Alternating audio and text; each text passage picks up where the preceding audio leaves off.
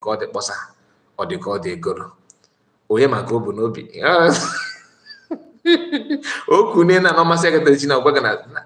Sama nekpa. Obuze no by. Obu Kennedy makana baraketi. Na baraketi. To make it oh, anything is possible. Anything is possible. Anything, I'm telling you, anything is possible. Okay, go Simon Ekpa. Giga na befa. Mana na kaiburu. Na say mana na kaiburu. No what even am I haven't tell. I haven't tell. We can know why. I haven't tell. Why I got the area here? Babu no jigia. I'm but on about one area here. Imana John Wigana. Ine ya wokeba Hebrew, right? Ola Hebrew. But when area about that na oku na dapia no kamila wira na kata. When area oku na dapia no ko you can't even remember what he said just seconds ago. Another, do you remember when this one was calling Secretary of Defense Sabo? No, Sabo, Joy Irobi, Sabo, okay, Sabo, Sabo, on our platform. The video they are about on a platform you get with you, I'm telling you. All day, but on a platform because they delete good. On my blog, delete with not actually too much. Why I need this? On said that actually to the young shall grow should load the motor from east to the west. And every now and then different package, different story. I don't blame her. Poster color can do anything. Bully your man is do that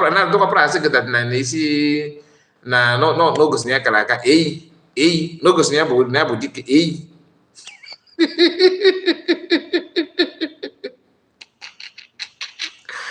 Now, every day you be seeing different style, different story, different every blessed day. My people will be seeing that. And yesterday, she decided to apologize to Ogenkere. Let me not go there. Let's continue. Let's just maintain this our little lane. We are not gonna jump from that to this. Let us take it bit by bit, okay? Akwo benefits akwo, or if I'm gonna get the one.